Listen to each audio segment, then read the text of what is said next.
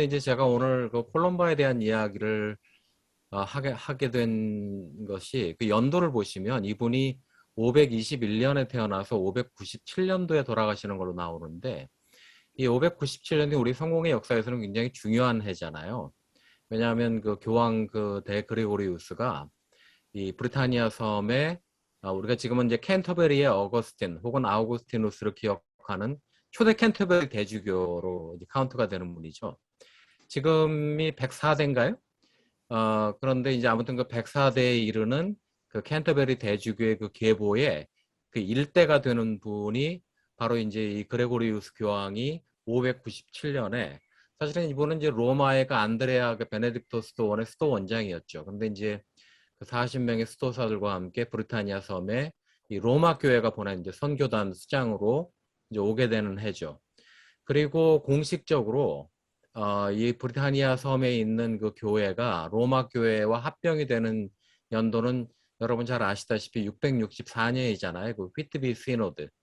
우리가 휘트비 종교회의 보통 이렇게 얘기하는데 그 사람들이 우리가 역사라는 게 사실 오늘을 위해서 이제 기억한다 그러잖아요. 그래서 저는 이 콜럼바 이야기를 그리고 또 켈트에 대한 관심이라는 것을 우리 성공의 정체성과 관련해서 좀 관심을 갖게 된 것 같아요, 저 자신이. 왜냐하면 우리가 이제 한국 사회에서 이 성공에 그러면 저는 그냥 좀 짧게 말씀 한번 드려보면 이 성공회가 이 정체성, 이 색깔이 분명치 않아 가지고 지난 한 세기 동안 우리 성공회 선교가 한국 사회에서 고초를 겪었다고 이제 생각을 하는 사람인데 왜냐하면 종교개혁을 16세기 했으니까 성공회는 개신교다 그러는데 성공회 개신교야? 근데 사람들이 이렇게 볼 때에는 개신교가 뭔가 개신교다워 보이지가 않는 거예요. 좀 천주교 아류 같아 보이는 거죠. 그래서 그럼 천주교의 일파인가? 이렇게 보면 또 천주교하고 또 다르다 그래요. 제일 눈에 띄는 게 사제들이 신부들이 또 결혼을 할 수가 있다 또 이러니까 어떤 사람들은 또 그렇게 얘기하는 사람도 있더라고요. 그러니까 이 성공회라 한다는 이 양편에서 그 좋은 거는 다 골라서 주워 담은 그런 교회인 것처럼 그 얘기하기도 하고 이제 그러는데 저희가 어쨌든 성공의 개신교 정체성에 대해서는 종교 개혁이라는 걸 가지고 어느 정도 그래도 방어를 해내긴 합니다만 도대체 천주교의 구별점은 도대체 뭐야? 그냥 천주교 우산 밑에 있었는데 뭐 장가를 가고 싶어서 따로 나왔나 뭐 이런 식으로 그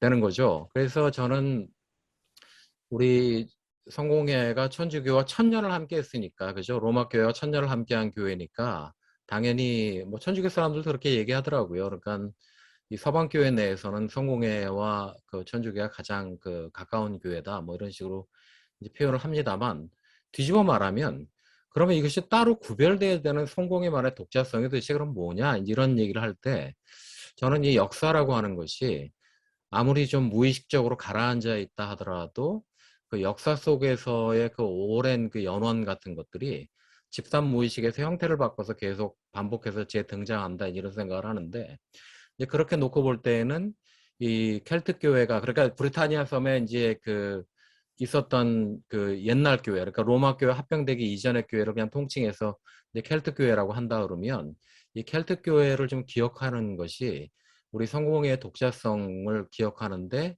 도움이 되지 않겠는가 이런 생각을 했고 제가 보기에는 이제 상당히 어, 그런 그 역사적 DNA가 적어도 무의식적으로라도 발현되는 것이 아닌가 이제 이렇게 보기 시작을 한 것이죠.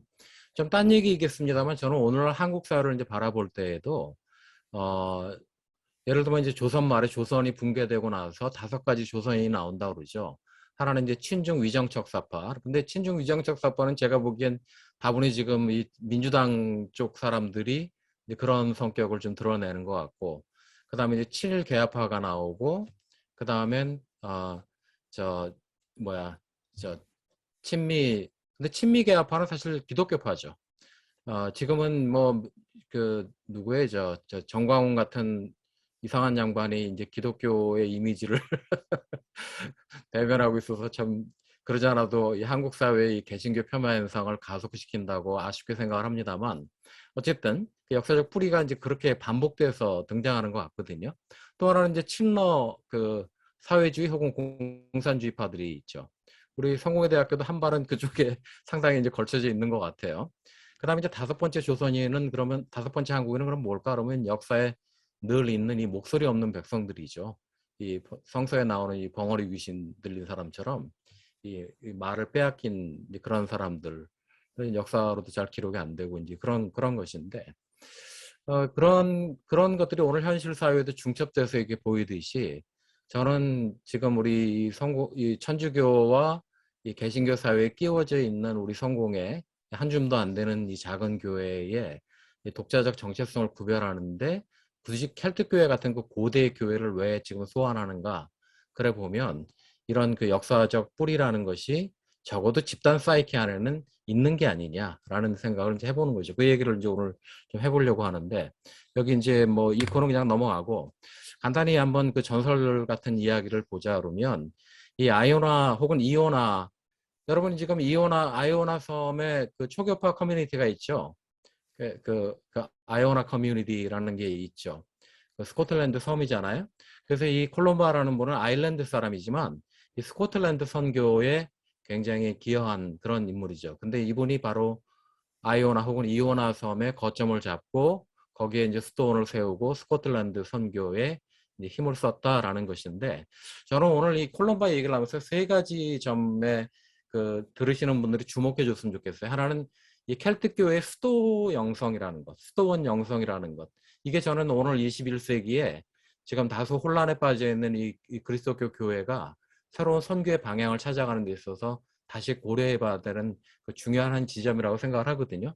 그래서 이 수도 영성, 그러니까 켈트 교회에서는 그냥 교회가 수도원이고 수도원이고 교회예요. 그리고 주교가 그 수도원장이고 이럴 정도로 그 수도 영성적인 이제 그런 교회라는 점. 두 번째 이 토착과 그러니까 이 켈트 교회는 이 켈트족 나중에 이제 그 노철래 신부님이 그런 질문을 좀 하셨더라고요. 켈트족 자체에 대한 이야기도 조금 해주시면 좋겠다 뭐 이러셨는데 기회가 되면 좀 한번 해보죠. 근데 이 켈트 문화에 토착화된 게 이제 켈트 교회거든요.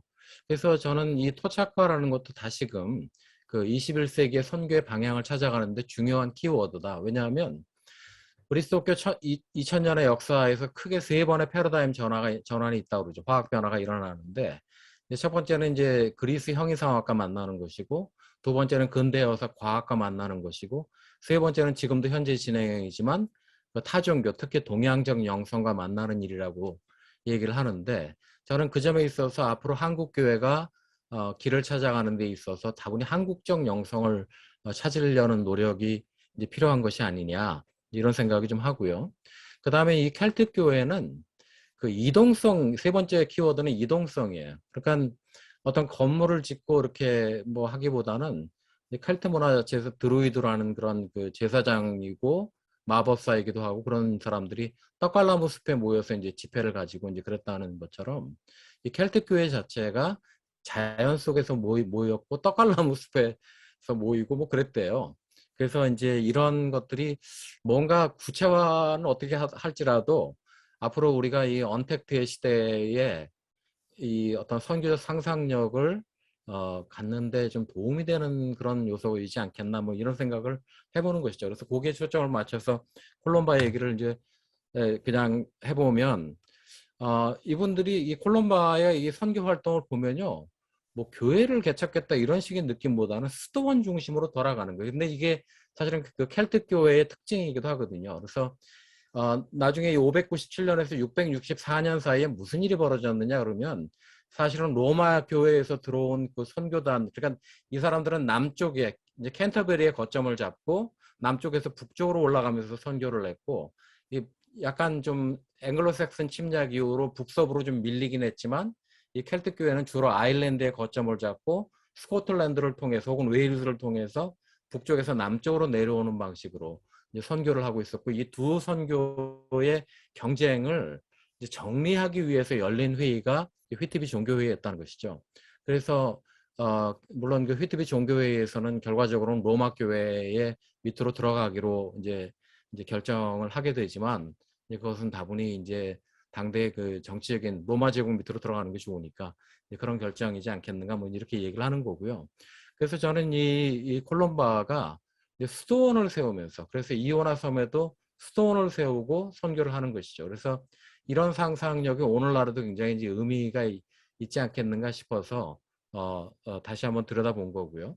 그 다음에 우리가 그 성공의 영성의 핵심적인 특성이 도대체 뭐냐 그러면은, 제가 이제 그 GTV에서 공부할 때 그 책도 그렇게 나왔는데, 성공의 영성은 한마디로 얘기해서 시적 상상력이 있다라고 이제 얘기를 하는 것처럼, 그 포에틱 이미지네이션이란 말처럼 이 콜롬바도 그야말로 시인이고, 어찌 보면 이 사람 자체가 드루이드 같은 그 켈트 교회에, 여러분 드루이드 그러면 그 반지의 제왕에 나오는 그 간달프 같은 그런 이미지를 이제 떠올리면 된다고 그러죠. 마법사잖아요, 그죠? 그래서 현자이기도 하고 왕에게 조언하는 인물이기도 하고, 또 사람들을 치유하기도 하고 뭐 이제 이런 인물인데, 거기에다 이제 시인이 결합되고 이제 이런 것들이 이 성공의, 이 켈트 교회가 켈트 영성이 기억하는 어떤 그런 영성가적 이미지인데, 저는 그냥 우리가 굳이 애써서라도 이런 이미지를 좀 오늘날에 기억하는 게 좀 도움이 되지 않나, 이런 생각이 좀 있어요. 저는 개인적으로 일단 뭐 차브람 시부님께서 더 자세하게 얘기를 해주시겠지만, 저는 로안 윌리엄스를 읽거나 혹은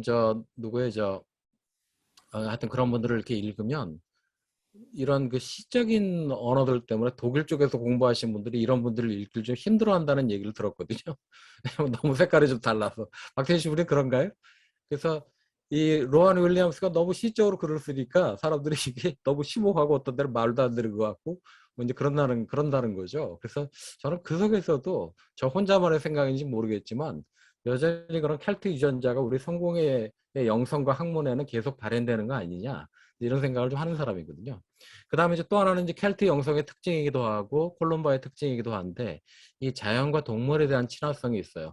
원래 그 켈트족의 문화 자체가 거의 동물들하고 그냥 함께 그 뒹굴면서 생활하다시피 해갖고 방목하면서, 그래서 이 동물들과의 그 친화성이 크고, 자연과의 친화성 당연히 크고, 어 그래서 이 콜롬바의 이야기 속에 네소의 괴물은, 왜 최근에도 그 네소의 괴물 뭐 사진 올라오고 막 그러지 않았나요?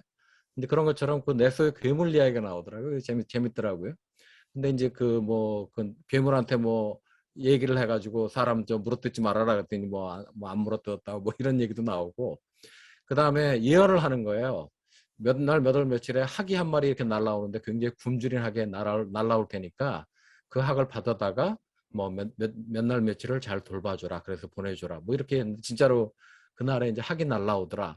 그 어떻게 보면 별거 아닌 이야기 같기도 해. 뭐 이런 게 그렇게 신기한가 그러지만, 그 생각해보면 저는 개인적으로 오늘날 이제 그 생태 영성과의 그런, 저는 요즘 그 생태나 환경을 이야기하시는 분들이 이제 또 하나의 어떤 도덕주의나 규범주의 같이 이렇게 이야기하는 방식에 대해서 조금 좀 그렇거든요. 그러니까 저는 그 성 프란시스처럼 정말 그 자연이 자기 형제 자매처럼 느껴지고, 동물과 교감할 수 있고 그런 영성이 생긴다 그러면 누가 뭘 하지 않아도 이미 내 몸 같고 내 살 같은데 뭐 어떻게 하겠어요. 그런 게 바탕이 되는 거를 얘기해야 되지 않을까. 근데 사실은 뒷부분에 가서 제가 콜롬반 얘기할 때 말씀을 드리겠지만, 사실은 프란시스 혹은 프란치스코 자체가 이런 켈트 스토원 영성의 영향을 받은 인물이라고 그래요. 그래서 그 프란시스한테 드러나는 어떤 그런 자연 친화성이라는 것은 그 뿌리가, 원류가 켈트교회에 있다. 이제 이런 얘기를 이제 할 수가 있겠죠.